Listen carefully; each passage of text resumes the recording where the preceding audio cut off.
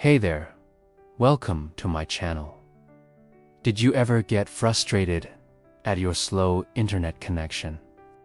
As a kid, that would drive me crazy. But I'd never thought about how lucky I am to live in the 21st century until I learned about the history of the internet. Just imagine for a second how much time people wasted in the past without it. Well, now you can cut the cord and save money on your cable TV bill. Plus, browse safely and get unlimited access to all sorts of interesting videos. So, are you ready to join me and dive into the origins of the internet?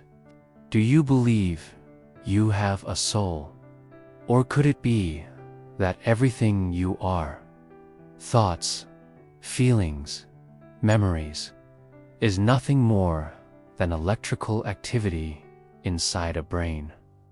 This is one of the most fascinating questions in both philosophy and modern science. Are we more than matter, or just highly advanced biological machines?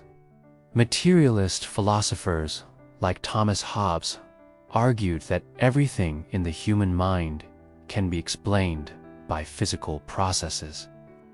To them, thinking is just the brain working like an engine starting up. Emotions, chemical reactions, love, a programmed evolutionary response. But other philosophers disagree. Descartes famously said, "I think, therefore I am." To him, the mind and the body were distinct. The body was physical. The mind, or soul, was immaterial. But if they're separate, how do they interact? Today, neuroscience is trying to solve this mystery.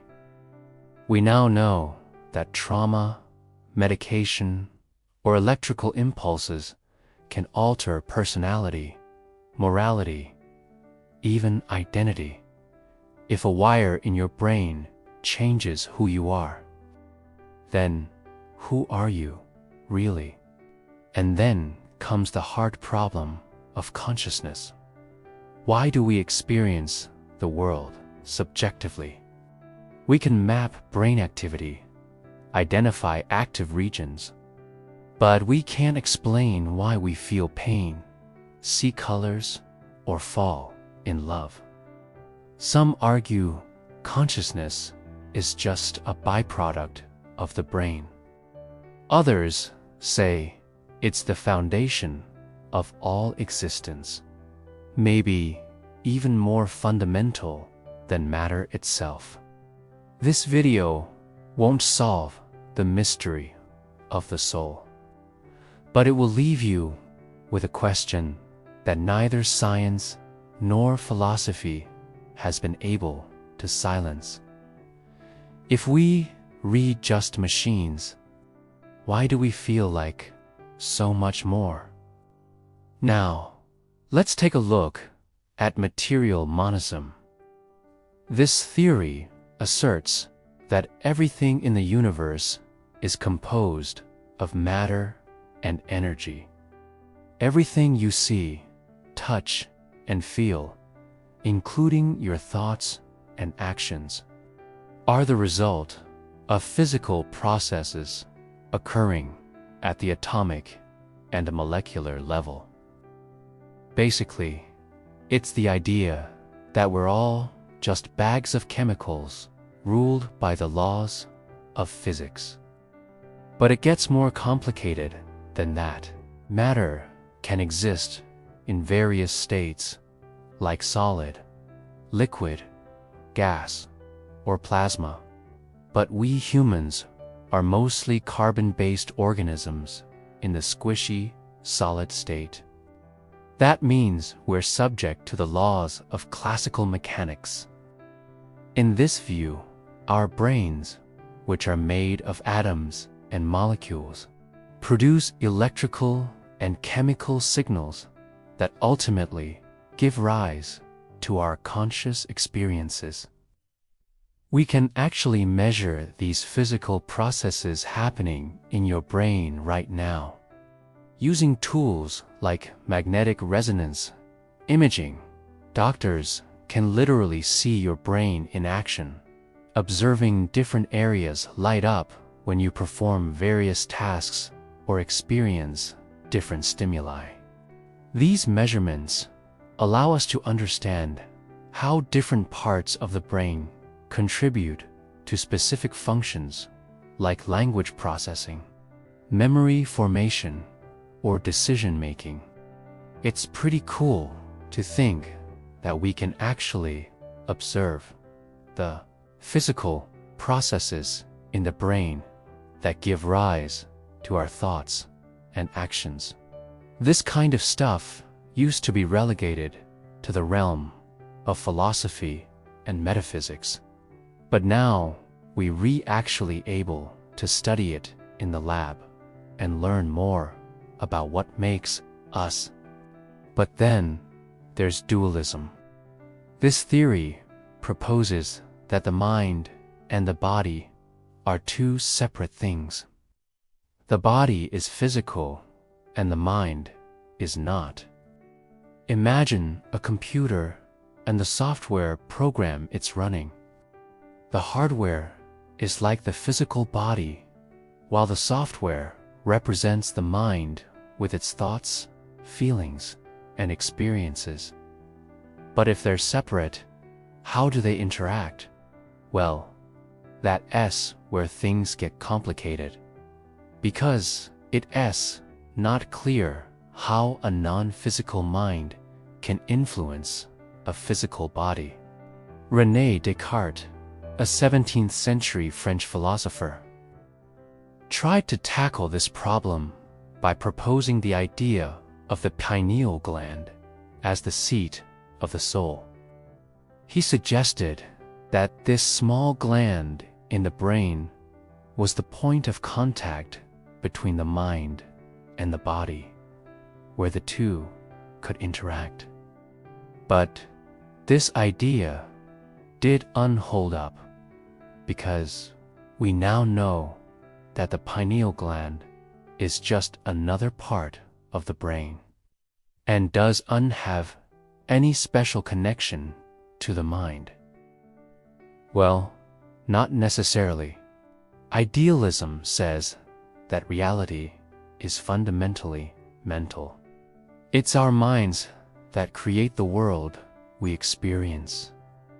George Berkeley, an 18th century Irish bishop, was a proponent of this theory.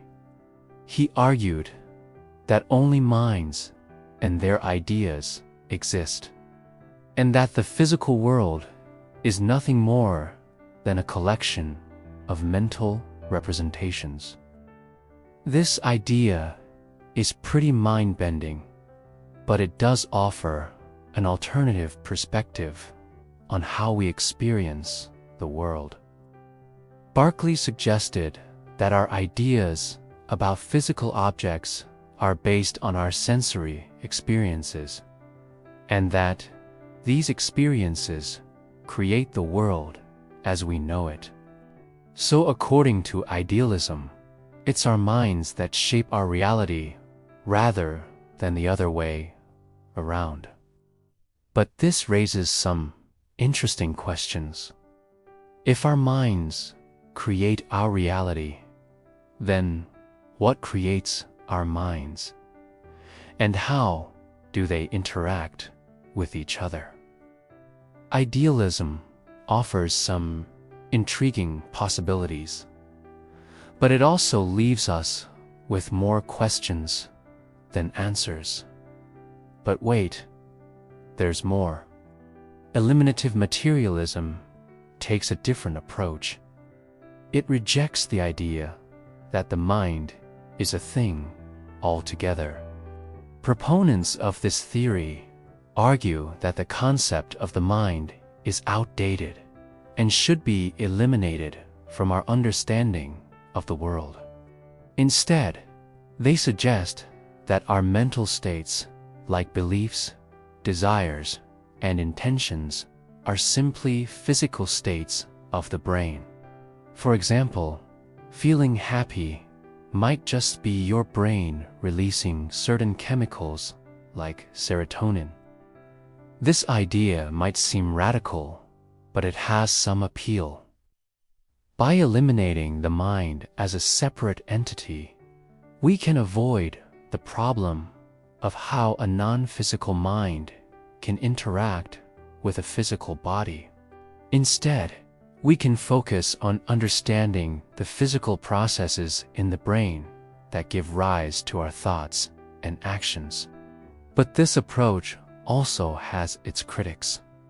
Many argue that it reduces the complexity of human experience to simple physical processes, ignoring the richness and depth of our mental lives. Eliminative materialism is a controversial idea, but it does offer a different way of thinking about the relationship between the mind and the body. Now, let's talk about substance dualism. This theory proposes that both the mind and the body are made of different types of stuff. The mind is an immaterial substance, while the body is a physical substance. This idea is similar to Cartesian dualism, but instead focusing on the interaction between the mind and the body. Substance dualism tries to explain what each one is made of. Substance dualism has some intuitive appeal. It seems like our minds are different from our bodies in fundamental ways. Our minds can think and reason, while our bodies can't. Our minds can feel emotions like love and joy, while our bodies can't.